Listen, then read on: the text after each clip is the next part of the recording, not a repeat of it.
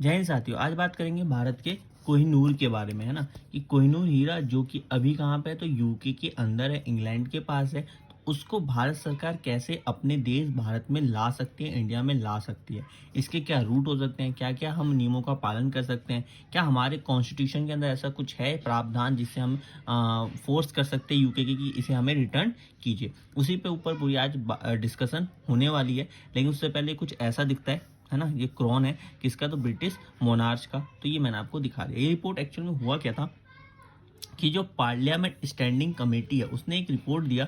किसकी, parliament standard committee ने report बनाया किसके ऊपर, जो कि हमारे हेरिटेज जो चोरी हो गए हैं उसके ऊपर उन्होंने रिपोर्ट दिया। उस रिपोर्ट के अंदर क्या कहा गया, लेकिन इस रिपोर्ट को मैं अभी बताऊंगा, लेकिन उससे पहले आपको पता होना चाहिए कि 1850s के टाइम ही ये कोहिनूर भारत की तरफ से चोरी हो गया था। मतलब भारत को इसने छोड़ दिया था। चोरी कहना गलत बात होगी, है ना, क्योंकि इसे हमने गिफ्ट दिया था। अभी बताऊंगा किसने गिफ्ट दिया था। लेकिन 1850 के टाइम में क्या हो गया, जो इंडियन थे उन्होंने जो कोहिनूर था वो दे दिया कहाँ पे, तो ब्रिटिश के अंदर दे दिया। उसके बाद से ही ये ब्रिटिश मोनार्च का ये पार्ट बन गया है। तो पार्लियामेंट्री कमेटी ने फिलहाल हेरिटेज और थेफ्ट के ऊपर इसके पूरा रिपोर्ट दिया। रिपोर्ट का अगर नाम देखना चाहे तो आप heritage, theft, legal trades, Indian antiques and the challenges करके पूरा एक इन्होंने एक रिपोर्ट सबमिट किया। ये रिपोर्ट की हेडिंग आपको देखने को मिलेगी। इसके साथ जो आपको जो टूरिज्म मिनिस्टर है, standing committee on the transport, tourism and culture head, जिनको YSR कांग्रेस पार्टी के MP विजय रेड्डी जी हेड कर रहे हैं, उन्होंने बताया, उन्होंने मतलब ये पूरी रिपोर्ट पब्लिश की और बताया कि कैसे यहाँ पर क्या होना चाहिए। लेकिन मैंने आपको जैसे बताया कि ये गिफ्ट किया गया था, तो गिफ्ट के साथ साथ ये महाराजा जो दिलीप सिंह है, 1849 पीस ट्रीटी के तहत ब्रिटिश को इन्होंने दे दिया था। ठीक है, महाराजा दिलीप सिंह आपको याद रखना चाहिए। और ये इन्होंने पीस ट्रीटी के तहत इसको वापस कर दिया था। अब जब भारत की सरकार से ये पूछा गया, जब मिनिस्ट्री ऑफिशियल से पूछा गया, तो उन्होंने बताया कि हमारे पास जो ये आर्टिकल है, एक्ट है ना, द आर्ट ट्रेजर्स एक्ट 1972, इसके ऊपर कोई भी ऐसी बात नहीं की गई है। क्योंकि ये क्या गया है एक्चुअल में, ये जो एक्ट कवर करता है ये इनलीगल चीज को कवर करता है। किसी पर्सन ने चोरी किया इंडिया से और वो वहां पे लेके गया। एक्चुअल में ये जो मुद्दा है ये क्या है, गिफ्ट का मुद्दा है ना। तो गिफ्ट का जो मुद्दा है इस आर्टिकल के तहत तो नहीं आता है। और जो हमारी जो आर्कियोलॉजिकल सर्वे है उसके अंदर ये कहा गया है कि भैया आप जो करोगे इनलीगल चीज़ों के बारे में देख रेख करोगे कि भारत के अंदर क्या चीज़ इनलीगल से गई है, तो हम ताकि उस कंट्री के साथ बात कर सके, उसे रिटर्न कर सके। तो हमारे पास तो फिलहाल कोई ऐसा आर्टिकल या ऐसा कोई एक्ट नहीं है जिसके अंदर हम ऐसे गिफ्ट किए हुए प्रोडक्ट को हम मांग सके, है ना। तो यहाँ पर ये चीज़ आपको जाननी चाहिए, मतलब भारत के अंदर कोई ऐसे आर्टिकल है।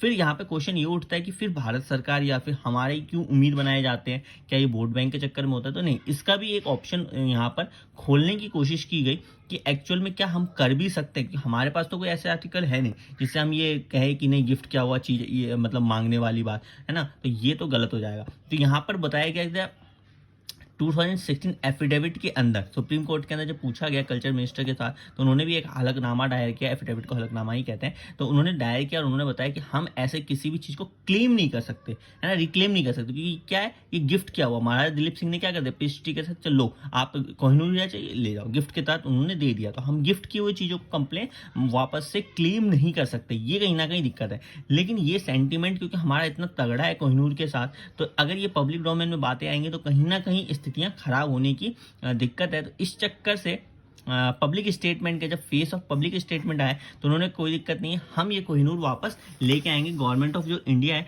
वो बिल्कुल ये होप करती है कि हम इस कोहिनूर को वापस भारत के अंदर लेके आएंगे और अच्छे तरीके से लेके आएंगे। इसको जो वैल्यूज़ मिलनी चाहिए थी हमारे आर्कियोलॉजी मतलब रखने की, वो वैल्यूज़ हम इसे जाने की कोशिश करेंगे। लेकिन इसी के साथ एक ऑप्शन की फिर तलाश करने लगी कि क्या किया जाए, कैसे किया जाए, क्या आ सकता है कि नहीं आ सकता। तो इसमें यहाँ पे एक जो लूप मिलता है वो मिलता है यूनेस्को के। जैसे आपको पता है यूनेस्को का काम क्या होता है, किसी भी आर्किटेक्चर को सेव करना या किसी को रखना, वो कोई भी हो सकता है। आपका म्यूजिक है, आपका गाना है, आपका डांस है, आपका है ना, कोई आर्किटेक्ट घर बना हुआ है, आपकी बिल्डिंग है, तो बेसिकली उसके तहत। तो उन्होंने बताया कॉम्बाइंड रीडिंग ऑफ आर्टिकल 7, जब आप यूनेस्को 1970 का जो डॉक्यूमेंट है उसके अंदर देखोगे तो आर्टिकल नंबर 7 और article number 15 indicate that the convention does not prevent.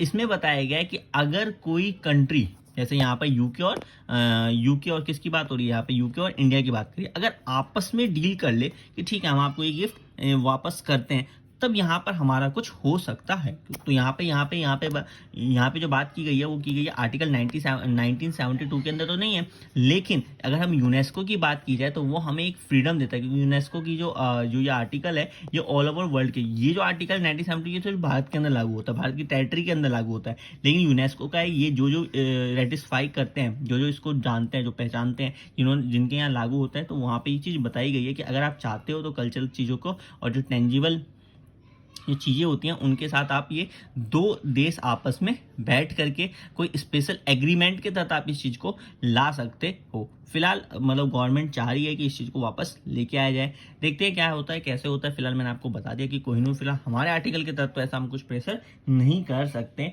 हैं, ठीक है, क्योंकि ये रूल ऑफ जो लॉ है उसके अगेंस्ट होगा अगर हम ऐसा कुछ करते हैं। लेकिन मैं बता दूं आपको कि यूके कोई ऐसा नहीं है कि कोहिनूर हीरा लेकर बैठा हुआ है।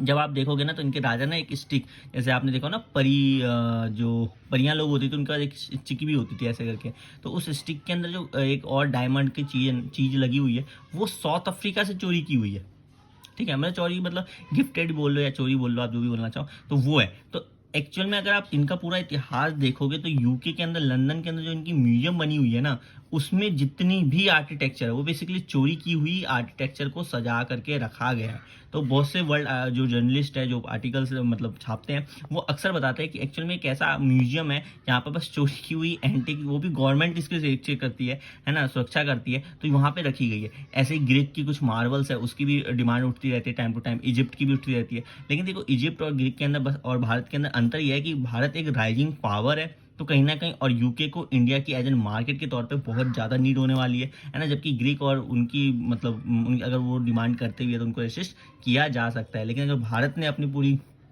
अच्छे से डिमांड रख दी तो कहीं ना कहीं प्रेशर यूके पर ज़्यादा होगा इन कंपैरिजन हमारे ऊपर। अभी के लिए फ़िलहाल इतना ही। जय हिंद।